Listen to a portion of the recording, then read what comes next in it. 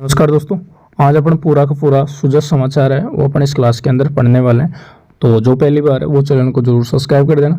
आपको point two point खबरें बताई जाएंगी और अखबार की पीडीएफ आपको क्लास अपलोड होते ही तुरंत मिल जाएगी। करें शुरुआत, ध्यान से देखना और ध्यान से सुनना। क्या खबर है आज की? खबर ये है, किसानों पशुपालकों के लिए प्राथमिकता के साथ बन रही है योजना, ऐसा मुख्यमंत्री ने कहा है। हाँ जी, क्या कहा है वो देखना सब। मैं आपको पूरी की पूरी बातें हैं जो पॉइंट टू पॉइंट बताने वाला हूँ।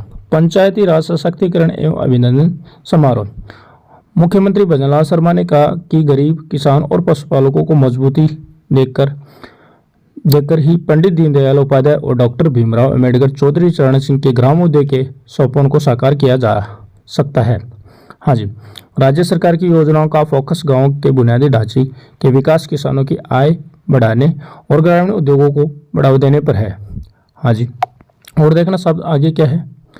आगे खबर ये है, शर्मा जी ने कहा सरपंच संघ राजस्थान द्वारा आयोजित पंचायती राज सशक्तिकरण एवं अभिनंदन समारोह को संबोधित कर रहे थे। मुख्यमंत्री ने कहा है कि सरपंचों के हाथों में गांवों की विकास की बागडोर होती है और समाज के अंतिम पंक्ति के व्यक्ति के उद्धार में सरपंच सबसे महत्वपूर्ण कड़ी होता है। यदि उनकी इच्छा शक्ति मजबूत हो, दूरदृष्टि हो और लोगों का साथ हो तो गांव का कायाकल्प किया जा सकता है। अगला पॉइंट है, पंचायत प्रतिनिधि के रूप में सरपंचों के पास लोगों की सेवा का अवसर होता है और इसी सेवा भाव के साथ राजस्थान के प्रतिभाशाली और समर्पित सरपंच अपने गांव को विकास की राह पर ले जा रहे हैं। हाँ जी, मुख्यमंत्री ने सरपंच के रूप में अपने कार्यकाल को याद करते हुए कहा कि आप लोगों को देखकर मेरा हृदय आज उसी भाव से भर उठा है। हाँ जी, सरपंच रह चुके हैं ना ये भजनलाल जी। हाँ जी, कहा है कि गांव की मिट्टी में ही पला बड़ा हूँ और उसी मिट्टी की सौंधी खुशबू और चुनौतियों के बीच जिया हूँ, ऐसा कहा है मुख्यमंत्री भजनलाल शर्मा ने। हाँ जी, देखना साहब, बिना भेदभाव के सभी विधानसभा क्षेत्रों के गांवों को दिया बजट। शर्मा जी ने कहा कि राज्य सरकार पंचायती राज के सशक्तिकरण और ग्रामीण विकास के लिए प्राथमिकता के साथ काम कर रही है। हमने राज्य बजट में बिना भेदभाव राज्य के सभी 200 विधानसभा क्षेत्रों के गांवों के लिए बजट का प्रावधान किया गया। हाँ जी, पंचायती राज संस्थाओं के जनप्रतिनिधियों के मानदेय 1 अप्रैल 2024 से 10% वृद्धि की गई है। उन्होंने कहा कि राज्य सरकार द्वारा 371 ग्राम पंचायत भवनों का कार्य पूर्ण करवाया गया है। ग्रामीण सड़क तंत्र को सुदृढ़ करने के लिए 200 विधानसभा क्षेत्रों में 1000 करोड़ रुपए की लागत से मिसिंग लिंक और नॉन पैचेबल सड़कों के 1631 कार्य प्रारंभ किए जाकर 530 किलोमीटर लंबाई के 309 कार्य पूर्ण कर लिए गए हैं। हाँ जी, शर्मा जी ने कहा है कि राज्य सरकार प्रदेश के किसानों और पशुपालकों के लिए प्राथमिकता के साथ योजनाओं, कार्यक्रमों और नीतियों का निर्माण कर रही है। वर्ष 2027 तक किसानों को दिन में बिजली उपलब्ध कराना हमारी सरकार का लक्ष्य है। मुख्यमंत्री ने कहा कि ग्रामीण क्षेत्र में बुनियादी सुविधा का विस्तार करने का काम भी हमारी सरकार प्रतिबद्धता के साथ कर रही है। हाँ जी, आगे खबर है, सरपंच संघ राजस्थान के प्रशासक के रूप में सरपंचों का कार्यकाल बढ़ाने पर मुख्यमंत्री श्री भजनलाल शर्मा और राज्य सरकार का आभार जताया है। ये खबर अपन ने कर ली। अगली खबर है, देखना साहब, रेल बजट में राजस्थान को 9,960 करोड़ रुपए आवंटित। हाँ जी, थोड़ा जूम कर दूं जिससे आपको दिख जाए। खबर है, मुख्यमंत्री श्री भजनलाल शर्मा ने केंद्र सरकार का आभार जताया। मुख्यमंत्री भजनलाल शर्मा ने प्रधानमंत्री नरेंद्र मोदी एवं रेल मंत्री अश्विनी वैष्णव का राजस्थान में रेल अवसंरचना संग्राम विकास के लिए 2025-2026 में 9,960 करोड़ रुपए आवंटित करने के लिए आभार व्यक्त किया है। शर्मा जी ने कहा है कि रेल बजट में आधुनिकीकरण, रेलवे स्टेशनों के पुनर्विकास और इंफ्रास्ट्रक्चर के विकास के संबंध में महत्वपूर्ण निर्णय लिए गए। इससे यात्री सुविधाओं में बढ़ोतरी होगी। हाँ जी, विकसित भारत और विकसित राजस्थान के लक्ष्य को साकार करने के लिए केंद्र और राज्य सरकार प्रदेश में यातायात एवं परिवहन व्यवस्था के सुदृढ़ीकरण के लिए प्रतिबद्धता के साथ कार्य कर रही है। हाँ जी, और क्या खबर है वो देखना सब। इसी क्रम में केंद्रीय रेल बजट में प्रदेश के 9,960 करोड़ रुपए आवंटित किए गए, जो वर्ष 2009 से 2014 तक आवंटित बजट से 14.5 गुना अधिक है। उक्त वर्ष में राजस्थान को मात्र 682 करोड़ रुपए का औसतन वार्षिक आवंटन प्राप्त हुआ था। हाँ जी, अगली खबर देखते हैं। अगली खबर ये है, शिक्षा मंत्री ने राज्य की 75% और इससे अधिक अंक प्राप्त करने वाली बालिकाओं को पुरस्कृत किया। हाँ जी, करते हैं बातें, अभी थोड़ा जूम कर दें जिससे आपको दिख जाए। 2 यानी 2.27 लाख बेटियों को 90.35 करोड़ रुपए वितरित। हाँ जी, शिक्षा मंत्री श्री मदन दिलावर ने बसंत पंचमी के शुभ अवसर पर सोमवार को अपने सरकारी आवास पर बालिका शिक्षा फाउंडेशन द्वारा संचालित गार्गी पुरस्कार आयोजन के तहत वर्ष 2024-25 में माध्यमिक शिक्षा बोर्ड अजमेर द्वारा आयोजित माध्यमिक परीक्षा में 75% और इससे अधिक अंक प्राप्त करने वाली बालिकाओं के लिए नियमित अध्ययन करने पर 3,000 रुपये, कक्षा 11 और 12 के प्रथम एवं द्वितीय एवं प्रशस्ति पत्र दिए। यानी 11-12 कक्षा के विद्यार्थी थे उनको 3,000 रुपये दिए गए। हाँ जी, इतनी बातें खास है नहीं, फिर भी आपको मैं ये बातें बता दूं, पढ़ना है अपने को तो पूरा अखबार तो देखना सब। साथ ही बालिका प्रोत्साहन पुरस्कार योजना के तहत माध्यमिक शिक्षा बोर्ड द्वारा आयोजित उच्च माध्यमिक वरिष्ठ उपाध्याय परीक्षा में 75% और इससे अधिक अंक प्राप्त करने वाली बालिकाओं के लिए 5,000 रुपये की एक मुफ्त राशि प्रदान की गई। दोनों पुरस्कार योजनाओं की पात्र 2,27,260 बालिकाओं को कुल, ठीक है ना, ये राशि है अब कितनी यहाँ बताना सब, 90 करोड़ 34 लाख 8,000 रुपये मात्र राशि का अंतरण डायरेक्टर बेनिफिट ट्रांसफर डीबीटी के माध्यम से किया गया है। यानी डीबीटी के माध्यम से किया गया है। कितने?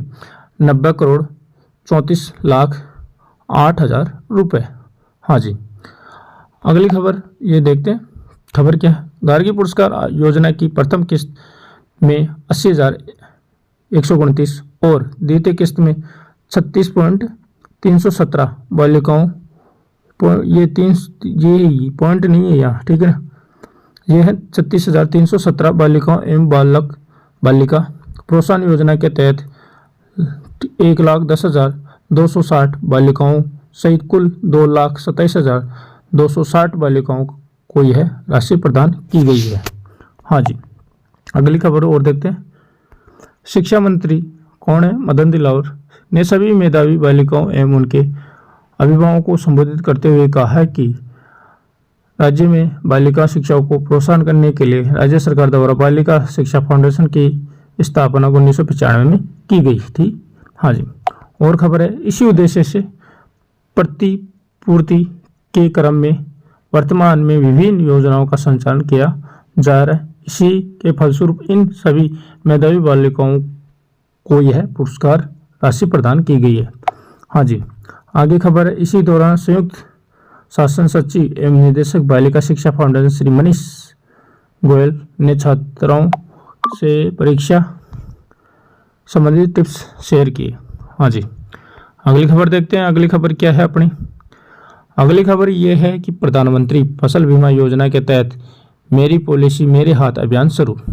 थोड़ा जूम कर दूं भाई साहब, अभियान है, पॉलिसी है, तो मतलब आपको याद होनी चाहिए और एग्जाम में आ सकती है। तो देखना सब। कृषि एवं उद्यानिक सचिव श्री राजन विशाल ने सोमवार को पंथ कृषि भवन में किसानों को प्रधानमंत्री फसल बीमा योजना की पॉलिसी का वितरण कर रबी की फसल 2024-25 की मेरी पॉलिसी मेरे हाथ अभियान के राज्य स्तरीय कार्यक्रम का शुभारंभ किया।